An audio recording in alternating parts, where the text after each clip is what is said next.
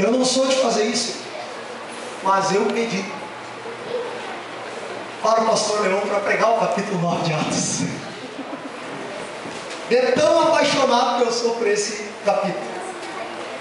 Como hoje nós temos ceia, eu vou reduzir um pouco então o que eu pretendia dizer e deixamos para a semana que vem. Diz-nos assim a palavra do Senhor. Todos acharam? Amém. Atos capítulo 9. Saulo, respirando ainda ameaças e morte contra os discípulos do Senhor, dirigiu-se ao sumo sacerdote e lhe pediu cartas para as sinagogas de Damasco, a fim de que, caso achasse alguns que eram do caminho, assim homens como mulheres, os levasse presos para Jerusalém.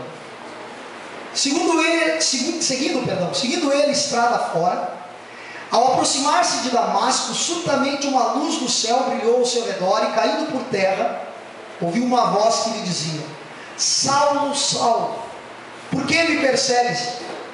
Ele perguntou: quem és tu, Senhor? E a resposta foi: eu sou Jesus, a quem tu persegues. Mas levanta-te e entra na cidade, onde te dirão o que te convém fazer. Os seus companheiros de viagem pararam emudecidos, ouvindo a voz, não vendo contudo ninguém. Então se levantou Saulo da terra, e abrindo os olhos nada podia ver. Guiando-o pela mão, levaram-no para Damasco. Esteve 3 dias sem ver, durante os quais nada comeu nem bebeu. Ora, havia em Damasco um discípulo chamado Ananias. Disse-lhe o Senhor numa visão: Ananias. Ao que respondeu: eis-me aqui, Senhor. Então o Senhor lhe ordenou: dispõe-te, vai à rua que se chama Direita, e na casa de Judas procura por Saulo, apelidado de Tarso, pois ele está orando. E viu entrar um homem chamado Ananias, e impor-lhe as mãos para que recuperasse a vista. Ananias, porém, respondeu: Senhor, de muitos temos ouvido a respeito desse homem, quantos males tem feito aos teus santos em Jerusalém, e para que trouxe a autorização dos principais sacerdotes para prender a todos os que invocam o teu nome. Mas o Senhor lhe disse: vai, porque este é para mim um instrumento escolhido para levar o meu nome perante os gentios e reis, bem como perante os filhos de Israel. Pois eu lhe mostrarei quanto lhes importa sofrer pelo meu nome. Então Ananias foi, e entrando na casa, impôs sobre ele as mãos, dizendo: Saulo, irmão, o Senhor me enviou, a saber, o próprio Jesus que te apareceu no caminho por onde vinhas, para que recuperes a vista e fiques cheios do Espírito Santo. Imediatamente lhe caíram dos olhos como que umas escamas, e tornou a ver. A seguir levantou-se e foi batizado. E depois de ter se alimentado, sentiu-se fortalecido. Então permaneceu em Damasco alguns dias com os discípulos. Irmãos, vocês podem sentar. Eu esqueci de fazer uma coisa que me foi lembrado, mas aí a gente acaba esquecendo. Sentados mesmo. Eu vou pedir para o irmão Marcelo. Irmão querido, eu vou orar pela palavra e já vou orar pelas ofertas. A irmã Dani me lembrou e depois a gente... O irmão pode passar a salva para nós. E nós vamos estar agora ofertando ao Senhor. Eu vou orar e ele já vai passar a salva. Senhor, abençoe neste momento teu povo que vai te ofertar. Sempre, Senhor, abundando a vida deles em tudo, Senhor, espiritualmente como também materialmente. Abençoe a tua palavra também que será pregada, que ela seja alimento para a nossa vida, que ela seja alimento para a nossa alma, e que, como eu já orei, ela nos confronte e nos console. Ah, Senhor, que essa noite seja assim, que tu possas fazer isso para a glória e louvor do teu nome. É o que nós oramos e agradecemos. Amém. O irmão vai estar passando então. Salva, e você pode ofertar ao Senhor enquanto nós já vamos dando início à nossa mensagem essa noite. Meus amados,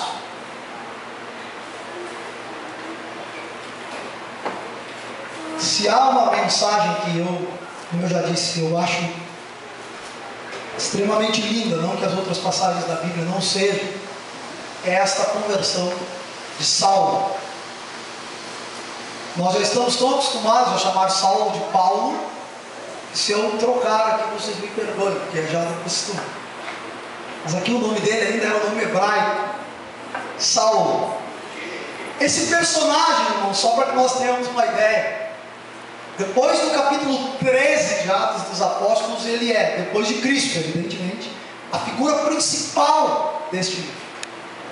Quase que como o livro esquece dos outros apóstolos, das outras figuras, Pedro, Tiago, e assim vai. Aparecem eles lá no concílio, no capítulo 15, mas ele é a figura predominante da Escritura, neste livro que nós estamos estudando, que é Atos dos Apóstolos. Saulo, meus irmãos, o nome dele, hebraico, é Saul, e esse nome foi dado a ele porque ele era da tribo de Benjamim, e sendo Saul também da tribo de Benjamim, ele vai receber em homenagem ao rei Saul, o primeiro rei de Israel, este nome. Saul não foi um rei muito bom, mas ainda assim a memória dele era perpetuada a partir destes que colocavam o nome dos seus filhos, o nome deste rei, este primeiro rei de Israel. Lucas, meus irmãos, ele vai apresentar 3 vezes essa experiência que o apóstolo Paulo teve, o Saulo com Jesus Cristo. A primeira que nós vemos é essa. Depois nós vamos ver que ele vai discursar sobre isso em Atos capítulo 22, vai contar essa visão, certo? E ele vai também falar isto, vai fazer isto, perdão, vai contar essa experiência quando ele esteve fazendo um pronunciamento, uma defesa diante de Herodes Agripa II, em Atos capítulo 26. E em essência, a história que nós estamos vendo aqui é a mesma. Tem alguns detalhes, e Lucas, como era muito detalhista, ele vai pensar esses detalhes, vai colocar detalhes um pouquinho diferentes, mas o conteúdo, a essência é a mesma. Nessas narrativas que nós vemos acerca da conversão de Paulo, antes Saulo, no caminho de Damasco, nós vamos ver que ele vai apresentar naquelas narrativas posteriores, não nessa, alguma coisa da sua vida pregressa, como ele era, quem ele era e como ele assolava a igreja do Senhor. Ele nasceu em Tarso, meus irmãos, principal, ou melhor, capital da província da Cilícia. Tarso era um grande centro cultural. Havia, entre outras coisas, em Tarso uma universidade. Olha isso, que coisa maravilhosa. Era um centro universitário, não como nós conhecemos hoje, né? A ideia de universidade, até porque essa ideia vai ser mais maturada lá pelo século XII. Agora, ele tinha uma cultura vastíssima, aprendeu aos pés de Gamaliel, foi estudar em Jerusalém. Gamaliel, ele era da escola de Hilel. Tinham 2 escolas rabínicas no tempo de Cristo, Shammai e Hilel. Shammai era aquele camarada extremamente conservador, e Hilel era conhecido até por alguns como um frouxo, de tão liberal que alguns consideravam. Paulo, por incrível que pareça, embora do partido dos fariseus, que é um partido duro, vai ser da escola de Hilel. Ele vai ser um pouquinho mais tranquilo do que Shammai. Shammai era o Presília, era o apelido dele, de tanto que ele prendia as questões da lei. Paulo, ele vai então abraçar os ensinamentos religiosos dos fariseus. E ele, quando viu Estevão pregando, ele colocou na sua mente, ou conseguiu observar e até mesmo entender claramente, que a pregação de Estevão, e para Paulo, agora vou tentar usar um termo que é como ele pensava acerca daqueles que serviam a Jesus, esses que agora eram do caminho, da seita do caminho, da seita dos nazarenos, esses homens eram uma ameaça para destruir a religião judaica, que segundo ele era a única religião, mais especialmente ainda o partido dele, que era os fariseus, porque os fariseus consideravam todos os outros pecadores, só eles que não eram. Eles não eram pecadores de jeito nenhum. E este homem, ele vai ver, quando ele ouve Estevão pregando, e provavelmente ele pregou, foi na Cilícia, Estevão vai pregar em Atos capítulo 6, versículo 9, na Cilícia, e ele vai conhecer provavelmente Paulo, e aí os historiadores dizem, é lá que ele vai ouvir a mensagem de Estevão, e vai perceber nela uma ameaça ao judaísmo, e ele não quer que isso aconteça, mesmo com a morte de Estevão. Estevão é apedrejado, Géser pregou sobre isso aqui, nós ouvimos bem detalhadamente a sua história, mas o cristianismo não terminou. Os seguidores do Nazareno não tinham morrido todos. E ele então, indignado, vai até aqueles que eram as autoridades maiores. E ele vai dizer o seguinte ao sumo sacerdote dos judeus: me dê cartas para que eu vá até Damasco e eu extermine os cristãos que lá estão. É interessante, meus irmãos, isso. Quando ele começa o seu movimento, um movimento persecutório, ou seja, ele vai perseguir, ele vai perseguir. O termo que é usado ali me impressiona. Eu sempre queria saber sobre isso, e aí hoje eu fui pesquisar um pouquinho. Diz que ele respirava ameaças. A palavra ali grega é emneon, e ela está ali conjugada num particípio que indica que era uma ação constante esse respirar de Paulo. Era mais ou menos como, sabe aquilo que o atleta precisa, aquele gás para correr de oxigênio? Paulo, ele não só respirava, vivia por aquilo, ele queria matar os outros, e prender os outros, e acabar com a seita dos nazarenos. E o verbo aqui indica que isso tinha se tornado contínuo, um ato característico e contínuo da vida dele, como também ele entendia que era tão necessário isso que ele criou uma atmosfera ao redor dele em relação a isso. As pessoas que conviviam com isso começaram a ser contaminadas por ele. Ele tinha que matar, ele tinha que prender, ele tinha que acabar com Jesus de Nazaré, ou com a seita de Jesus de Nazaré. Quem era esse Jesus, afinal de contas? Estudou em escola rabínica? Quem era esse Jesus? Um homem letrado como ele, que foi aos pés de Gamaliel? Não, era uma gentalha, como eu já disse, né? Aquela gentinha que não valia nada, que seguia meia dúzia de gente, só que a coisa estava tomando corpo. E aí ele disse: não, vamos acabar com isso antes que isso se torne uma ameaça à verdadeira religião, que era para ele o judaísmo, mais estreitamente ainda a seita dos fariseus. Paulo então ele vai partir, meus irmãos, para Damasco. Por que ele foi justamente para Damasco? Por que não escolheu outro lugar?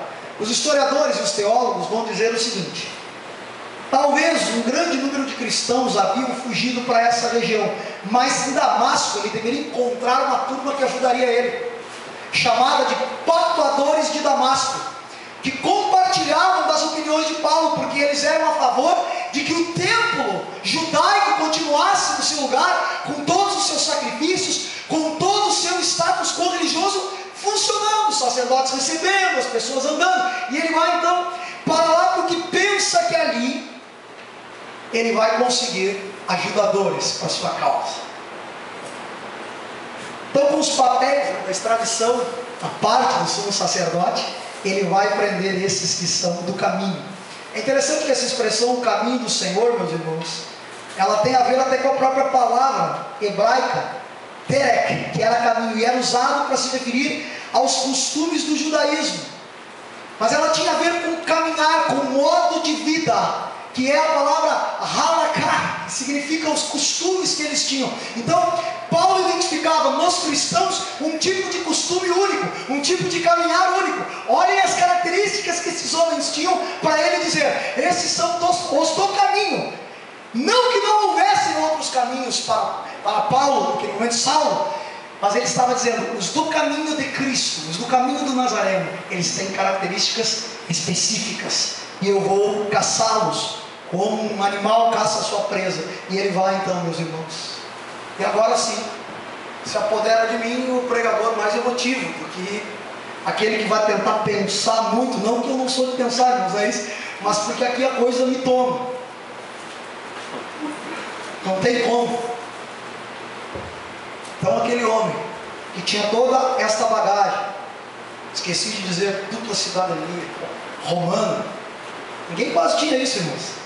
Romano, cidadania judaica, homem culto, que estudou aos pés de Gamaliel, que olhava para a seita dos nazarenos como uma seitinha ponta de esquina. Vamos acabar com essa gentinha, vamos encerrar com eles. Aquele homem cheio de si, ele está indo para Damasco. Damasco, irmãos, eu estava lendo um livro de um camarada que se especializou na vida do apóstolo Paulo, Ferguson Ball, o nome dele. Ele dizia que Damasco é muito lindo a estrada. Mas que Paulo nem prestava atenção, provavelmente, nas árvores, nas coisas que tinham ali, porque ele estava tão empedernido em matar, em prender, em fazer o que pudesse para acabar com os cristãos, que ele não prestou atenção nisso.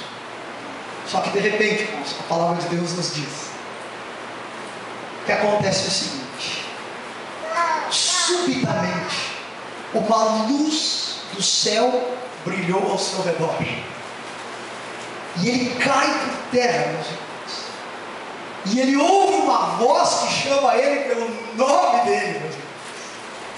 Que momento deve ser esse? Eu estava vendo uma vez um filme com o João Lucas sobre a vida do apóstolo Paulo, e nós começamos a chorar, porque não tem como. Aquele homem, imagine, irmãos, você sabe que eu não sou eu tento me segurar assim nas emoções. Imagina aquele homem empedernido, cheio de si, aquele homem cheio de arrogância e de orgulho, aquele homem que se achava a última bolachinha do pacote, agora caminhando para Damasco, montado, sei lá, o que o texto não diz, a gente diz: Paulo caiu do cavalo, nunca vi cavalo no texto, mas tudo bem.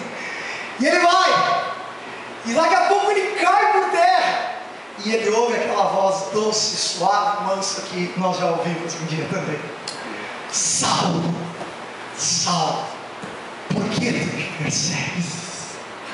E essa voz diz isso a ele, e ele cai, meus irmãos, e ele fica tão complicado que ele se embaratina todo, e ele faz a seguinte pergunta: quem és tu, Senhor? Aqui muita gente vai dizer que ele já estava chamando Jesus de Senhor. Alguns teólogos vão dizer isso. Não, mas não é essa a ideia.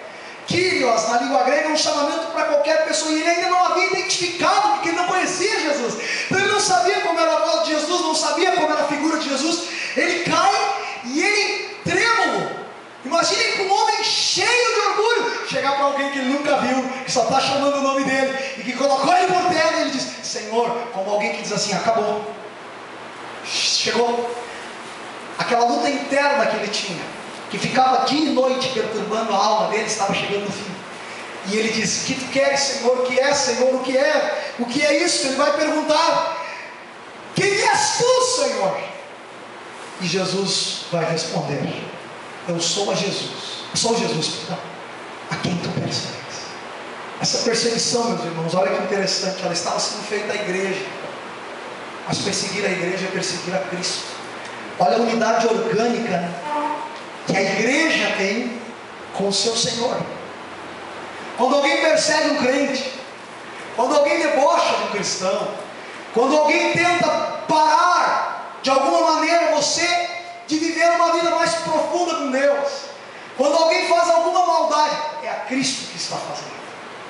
Paulo está então diante agora de um ser que ele não conhece, de um homem 100% homem, 100% Deus, que diz a ele: eu sou Jesus a quem tu persegues. Paulo então, ou Saulo, cai por terra, meus irmãos, e ele vai fazer o seguinte: ele vai simplesmente perguntar, ou melhor, ele vai ouvir o que Jesus tem a dizer a ele: levanta-te e entra na cidade, onde te dirão o que te convém fazer. O Senhor está dando instruções a ele.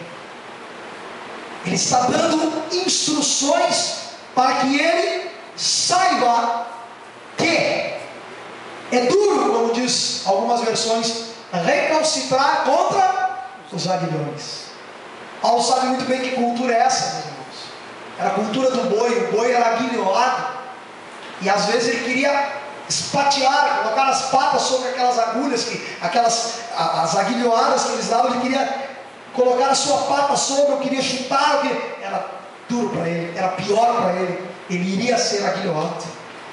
E o que acontece é o seguinte: quando ele se levanta, ou melhor, quando ele é levantado pelos seus companheiros de viagem, que estão como coadjuvantes na história, não são partícipes diretos, ele sabe que agora ele precisa ir a Damasco, e lá vão dizer o que convém a fazer a sua vida.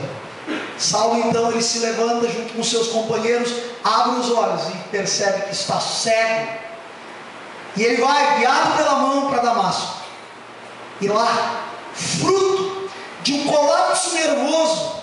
Não, meus irmãos, como um jejum, como alguém possa pensar aqui, essa abstinência dele não foi uma forma de exercício espiritual. Ele estava tão abalado, o encontro que ele teve com o Salvador foi tão grande, que ele não teve mais vontade de comer, não teve mais vontade de beber. Aquilo mexeu nele. Por quê? Porque para Paulo, meus irmãos, existia um único Deus, Yahvé. Para Paulo, aquele Deus era o Deus que existia sobre todas as coisas. Para ele, Jesus era um farsante, era uma pessoa que viria, inclusive, complicar a vida daqueles que acreditavam no verdadeiro Deus. E agora ele ouve de Jesus tudo o que ele pensava, tudo aquilo que ele não pensava ouvir. Ele vai dizer: eu sou aquele que tu estás perseguindo. Só que acontece o seguinte: eu sou o Messias. Ele não vai ouvir isto de Cristo diretamente, é claro, o texto diz que ele não ouve isso, mas ele entende perfeitamente que só Deus poderia fazer aquilo que fez com ele. O colocou por terra, o deixou cego, confrontou o seu coração, confrontou a sua vida inteira em segundos, meus irmãos. E aquele homem é levado então para Damasco, e chegando lá, a palavra de Deus nos diz que ele ficou na casa de um homem chamado Judas. E lá, nesses 3 dias, Paulo pôde rever toda a sua vida. Eu gosto muito da exploração que o Paul Washer tem sobre o apóstolo Paulo. Ele diz: você quer saber o que é conversão? Olhe para a vida do apóstolo Paulo. A vida do apóstolo Paulo é o seguinte: uma pessoa que pensa, isto é certo, isto é o correto a ser feito, caminhar para essa direção é a direção correta, ir para lá é o lugar correto. Daqui a pouco, todos os valores, todos os gostos, todas as ideias, todas as crenças, o seu próprio Deus, o seu mundo inteiro, vira de cabeça para baixo, porque ele achava que havia uma discrepância entre Yahvé e Jesus. E daqui a pouco ele começa a ver que Jesus é Deus, que Yahvé é Deus. Ele começa a ver que não há discrepância entre eles, e ele entra num colapso profundo. O seu mundo veio por água abaixo. Bendito desmoronamento esse, meus irmãos. Bendita a hora em que esse homem desmorona diante de Jesus de Nazaré. Que conversão, meus irmãos. Alguém pode dizer: por que hoje não ocorrem conversões assim? Ocorre. Sim, conheço um amigo meu, André, calvinista, guri. Aquele disse para mim: pode orar. Ele tem uma voz assim: pode orar e jejuar, irmão. Tu vai chegar à conclusão que o calvinismo está bem perto da Bíblia. Porque eu já li tudo, ele dizia assim. Muito engraçado, André, foi meu colega de teologia. Tem uma risada que parece uma risada pala a pala, assim. Diz que jejuou um dia, chegou num bar, orou, estava buscando o Senhor. Ele conhecia aquele Senhor, e ele simplesmente chegou diante do homem e disse: homem, te converte, porque o Senhor te chama. Aquele homem era dono de um bar, meus irmãos. Ele caiu durinho no chão. Quando ele levantou, ele começou a perguntar: o que aconteceu comigo? E ele queria saber o que ele precisava fazer. Deus é poderoso. Essa não é uma regra. As conversões são todas diferentes. Cada caso é um caso, ou são semelhantes, mas não são todas iguais. Mas a de Paulo me comove, me faz entrar numa alegria profunda, porque era um homem cheio de si. E num minuto, aquele homem, fariseus, da tribo de Benjamim, circuncidado ao 8º dia, homem que era aquele, vamos dizer assim, o pupilo de Gamaliel, aquele aluno que o mestre diz: esse vai dar bom. Daqui a pouco chega, está no chão, caído por terra, apenas reconhecendo uma coisa: esse Jesus de Nazaré é Deus, é o Senhor, e Ele é maravilhoso. Fruto do seu colapso nervoso, ele não come, ele não bebe, ele fica lá. E aí Deus chama um homem chamado Ananias. Por que Damasco e por que Ananias? Ananias, meus irmãos, a história nos conta que provavelmente era ele a quem Saulo ia prender. Ele era o líder dos cristãos daquela cidade, um dos grandes líderes. Ananias foi um judeu que se converteu ao cristianismo. Ele era um homem que era varão piedoso conforme a lei, e ele se convertera ao Senhor de uma maneira muito linda. E alguns acreditam que Paulo estava viajando justamente para prender a ele, porque os do caminho, como ele dizia, os nazarenos, consideravam esse Ananias um grande líder. E aí Deus chama Ananias e diz a ele: Ananias, dispõe. Deus aparece para Ananias numa visão. E ele responde: eis-me aqui, Senhor. E ele vai dizer: dispõe, vai à rua chamada direita, na casa de Judas, e procura por Saulo, apelidado de Tarso, pois ele está orando. Olhem só, irmãos, aquele homem forte que queria prender os cristãos, agora está lá, um ceguinho que precisa da ajuda de alguém, orando. Ananias então protesta. Ele vai dizer: não, Senhor, só um pouquinho. Que história é essa de ir à rua chamada direita? Diz que era uma rua muito linda, muito maravilhosa. E ele vai dizer o seguinte: ele vai esquecer de que Deus está no controle de todas as coisas, e ele vai tentar informar o Senhor sobre a atividade que estava acontecendo. Não, mas eu não vou lá. Que isso? Esse homem veio aqui para nos prender. Jesus nem começa um diálogo com ele, só diz: vai, porque este é um varão escolhido por mim. E eu vou mostrar a esse varão uma coisa: o quanto ele tem que padecer pelo meu nome. Se fosse o Agenor Duque que tivesse a visão, ele ia dizer: vou lá orar pelo Paulo, para que é um varão escolhido por Deus para me ajudar a ganhar mais dinheiro, ser mais safado.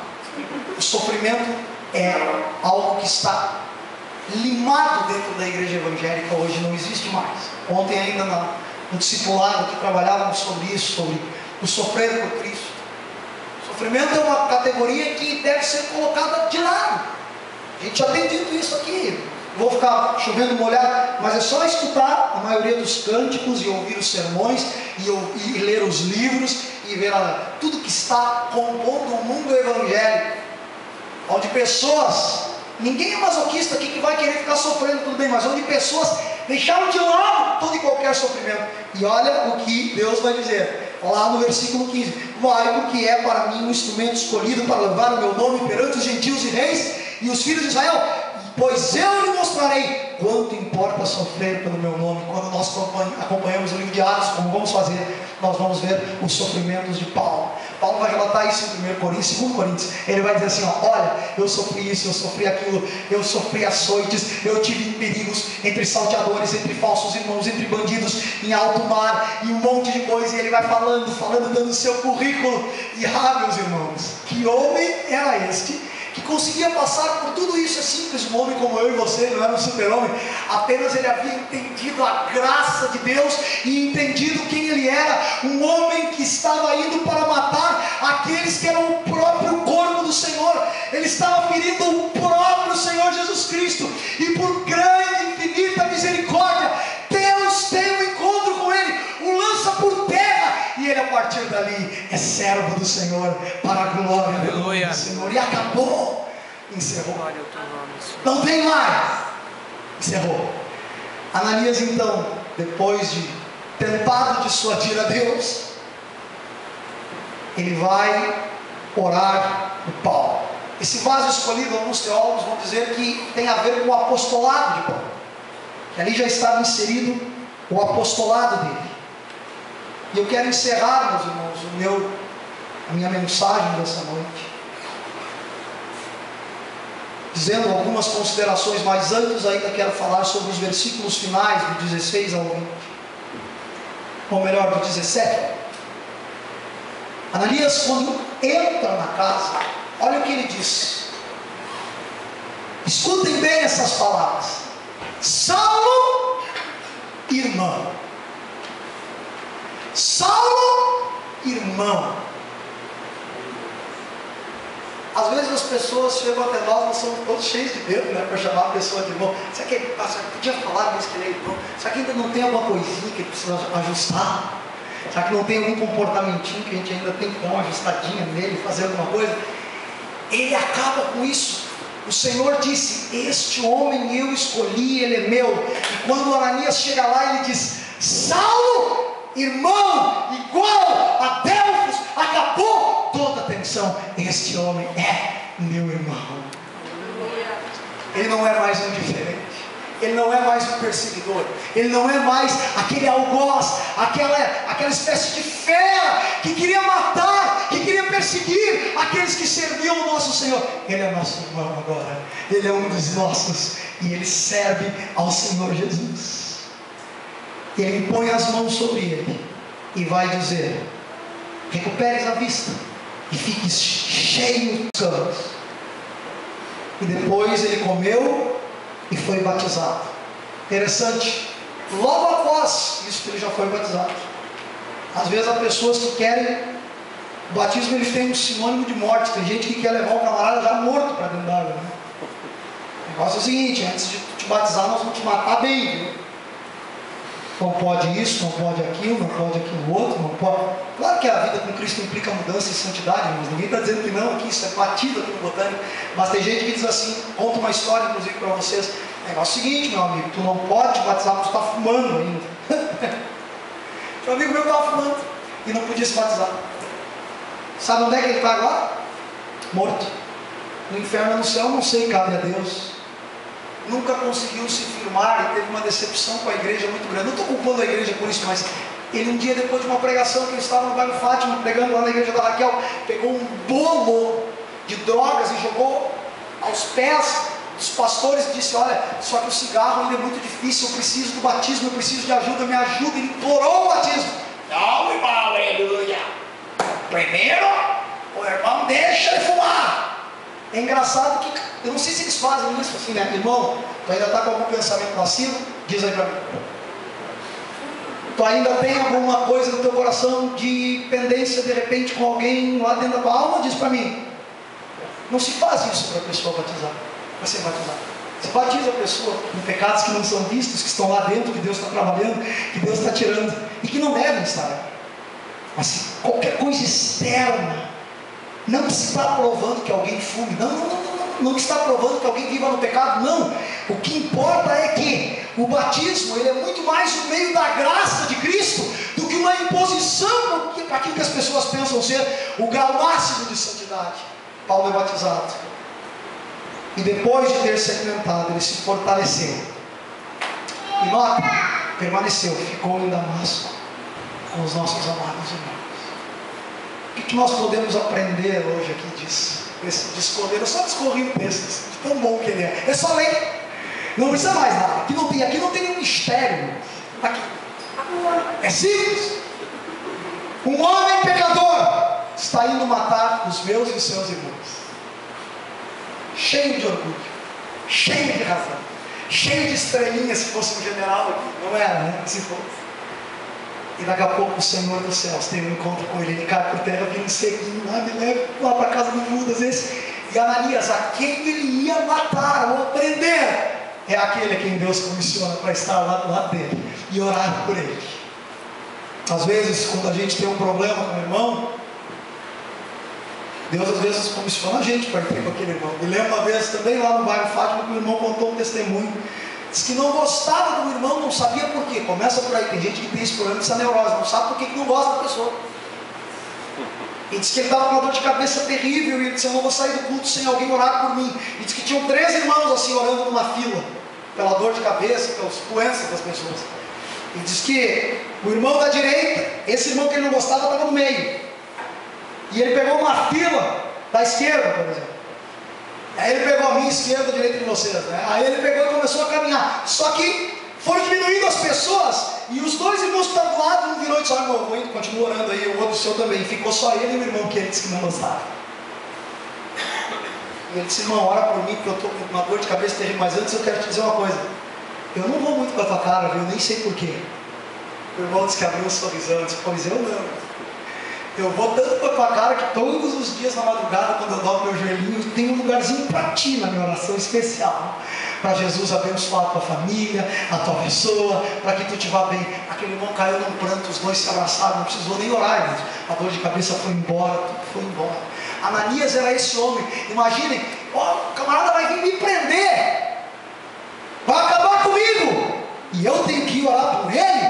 Mas ele vai e ora por aquele irmão, e Deus o usa para a glória do Senhor. Primeira coisa que nós podemos aprender hoje nós vamos estar tomando a ceia. É isso? Já está chegando. A graça de Deus, meus irmãos, ela alcança o mais vil pecador. Ela alcança aquele que é nosso inimigo. Ela alcança aquele que quer, se possível, tirar a nossa própria vida. Ela alcança aqueles que, não importando o quão positivamente ou negativamente viviam antes de conhecer a Cristo, Essas pessoas, não interessa como é a vida deles, a graça de Deus alcança o mais vil pecador. Alguém perguntou para o Billy Graham, se Hitler, no seu leito de morte, pedisse perdão dos seus pecados, Deus o perdoaria? Essa é uma pergunta bem difícil. A gente está falando de uma pessoa que matou milhares. A graça de Deus perdoaria ele, sim.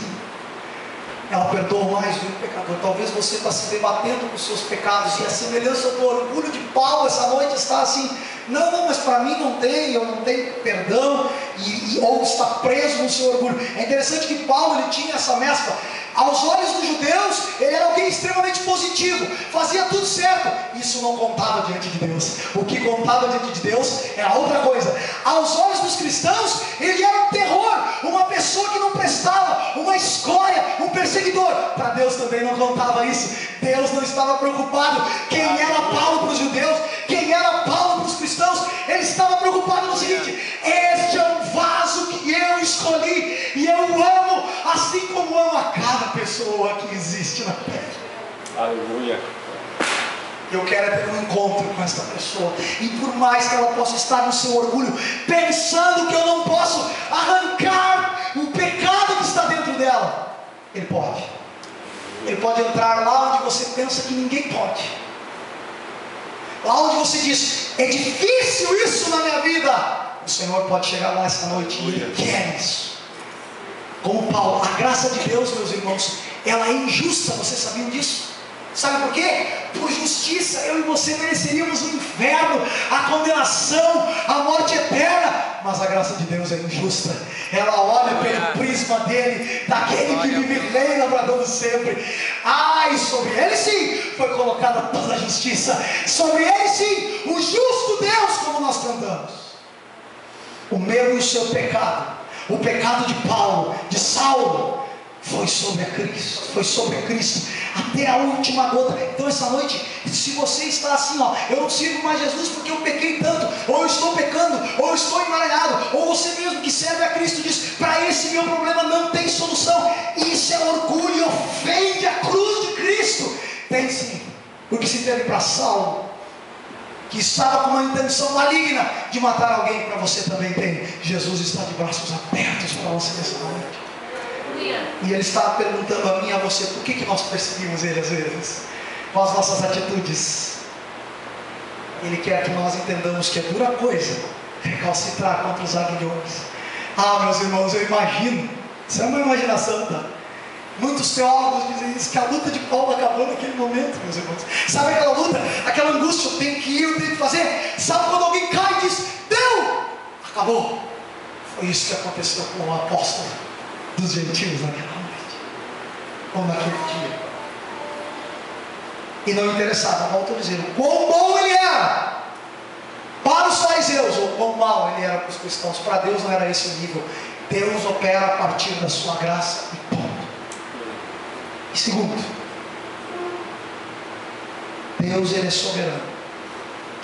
Ele vai nos alcançar, e Ele alcançará a todos quantos Ele quiser. Ele alcançará. Isso é certo. Talvez Paulo não tinha isso em mente. Ele achava assim: eu posso me locomover diante de Deus como se Deus não existisse e não fosse soberano. Eu posso ir lá, eu posso matar. Ou pensando quando muito assim: o Deus de Israel sim é soberano. Mas o que acontece é o seguinte: eu tenho na minha concepção a liberdade de poder fazer o que eu bem entender, mesmo quando a própria lei dizia que ele não podia fazer determinadas coisas que estavam dentro do seu coração. A lei dizia, por exemplo, não matarás, mas ele estava disposto até a matar se precisasse fosse, se preciso fosse. Deus é soberano, e se Ele alcançou Paulo, Ele vai nos alcançar. E saibamos nós que essa soberania dele também é que nos cerca, e todas as circunstâncias, todas as coisas que são circunspectas à nossa vida estão no arranjo dele, na hora dele, no ordenar dele, e ninguém escapa disso. Todos os detalhes, pequenos ou grandes, assim como foram na vida daquele homem, serão na nossa vida também. E Ele está cuidando de cada coisinha, e você pode essa noite descansar nos braços deste Deus que cuida de todas as coisas. Paulo, meus irmãos, antes Saulo, antes aquele que que tinha este nome, Saulo, ele vai ter um encontro com Jesus, que vai mudar a sua vida radicalmente. Mais tarde, ele vai dizer assim: eu não tenho minha vida preciosa. Você sabe o que eu amo dizer isso, meus irmãos? Eu não tenho a minha vida por preciosa. Vocês têm noção do que é isso? Dizer da boca para fora, nós dizemos. Ah, é como o Leão diz, né? Eu vou morrer por Jesus, mas não consegue nem viver. Paulo viveu por Cristo. E ele disse: eu não tenho a minha vida por preciosa, a não ser que seja ela uma vida usada por Deus para cumprir aquilo que Deus tem, para cumprir o propósito de Deus, o ministério que Deus me deu. Essa noite a minha pergunta é uma: quero que você saia daqui meditando sobre isso. Você está resistindo ao Senhor de alguma coisa? Você está achando que Deus não é soberano nessa área também, ou que o seu pecado, ou que você é tão ruim que Deus não está vendo, e que Deus não pode lhe perdoar, e que Deus não pode transformar a sua vida? Se você está pensando assim, esqueça. O Senhor quer entrar no teu coração essa noite, e Ele quer trabalhar justamente aquilo que você pensa que Ele não pode transformar. Você que está afastado dos caminhos do Senhor, que de repente está nos visitando, e você pensa, não tem mais volta. Tem sim, o Senhor sempre tem volta. Você que é cristão, que está lutando com uma coisa há anos, não, eu não vou vencer. Tem vitória sim, na cruz já está a vitória, já foi conquistada. Se Ele fez o que fez com Saulo, que não fará conosco, para a glória do seu nome. Ainda que tenhamos que sofrer como Ele sofreu, mas tudo será para a glória daquele que vive e reina para todo sempre. Sentados mesmo, Senhor nosso Deus, nós queremos te louvar pela conversão desse homem que tu encontraste ali no caminho de Damasco. Queremos te agradecer, porque se hoje te conhecemos mais, é porque a mão dele, inspirada por ti, escreveu tantas coisas na tua palavra. Mas acima disso, nós queremos te agradecer pela tua graça, pela tua soberania, que traz todas as coisas no teu controle. E te agradecer porque a tua graça atinge o mais vil pecador. Ela entra no coração daqueles que muitas vezes pensam, para mim não tem mais solução isso, e ficam empedernidos e vivendo uma vida miserável, quando tem um banquete diante deles, que é a tua presença, a tua pessoa, que está aqui e que está conosco, para nos levar mais além, a uma vida junto com a tua vida, Senhor. Senhor Jesus, que essa noite nós possamos entender o tamanho da tua graça, ou pelo menos tentar entender, experimentar o tamanho da tua graça, a profundidade da tua graça, e que possamos colocar diante de ti todos os nossos temores, crendo que tu trabalharás em nós, confiar na tua soberania, crendo que tu trabalharás em nós.